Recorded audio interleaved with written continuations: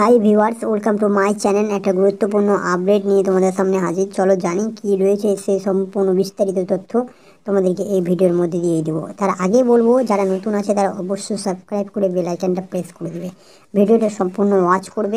কি বললেন অ্যাডভোকেট ফিরদৌস শামীমের, চলো জানি সেই সমস্ত তথ্য। স্কুল সার্ভিস কমিশন এসএসসি অযোগ্যদের চাকরি বাঁচাতে আদালতে লড়ছে। অ্যাডভোকেট ফিরদৌস শামীমের এই মন্তব্য করলেন।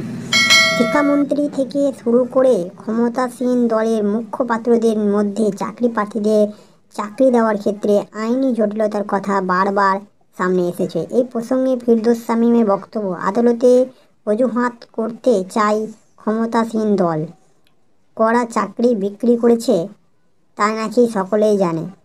তৃণমূল নেতা কুণাল ঘোষের মধ্যস্থ প্রসঙ্গে ফিরদৌস শামীম প্রশ্ন তোলেন যে যোগ্য ব্যক্তিদের চাকরি পেতে মামলা করতে হবে কেন।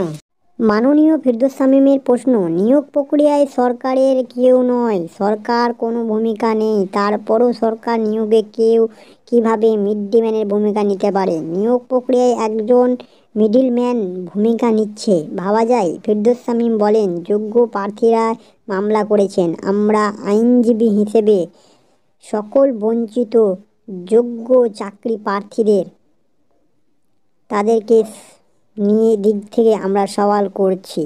কোনো আইনজীবী মামলাকারী নয়, বরং বলুন কেন এরা আদালতে এলো? এদের তো আদালতে আসার দরকার হতো না যদি ন্যায্য বিচার পেত। যোগ্যদের যদি নিয়োগ দেওয়া হতো তাহলে তো এরা আদালতে যেত না, ধর্ণা মঞ্চে বসতো না, রাস্তার ধারে বসে থাকতো না। এরা বঞ্চিত হয়েছে, তাই তো এরা এসেছে। আর এদের সমস্যা 1 মিনিটে সমাধান সম্ভব যদি অযোগ্য চাকরি প্রাপকদের চাকরি থেকে বাতিল করে দিয়ে যোগ্যক্রম অনুযায়ী মেধা তালিকায় চাকরি দেওয়া হয়। মেধা তালিকা তো আছেই। তিনি আরও বলেন, যতক্ষণ অযোগ্যদের না বের করে দিচ্ছেন এই সমস্যার সমাধান হবে না। কিন্তু সরকার এখনও বলে যাচ্ছে একজনেরও চাকরি বাতিল হবে না। যোগ্যদের চাকরি দিতে কোনো চেষ্টাই নেই, বরং অযোগ্য চাকরি প্রাপ্তদের চাকরি বাঁচাতে মারিয়া সরকার। স্কুল সার্ভিস কমিশনের দায়িত্ব স্বচ্ছতার সঙ্গে নিয়োগ দেওয়া। তারা এসে আদালতে হলফনামা দিয়ে বলছে অতিরিক্ত শূন্যপদ ব্যবহৃত হবে অযোগ্য চাকরি প্রাপকদের চাকরি বাঁচানোর জন্য।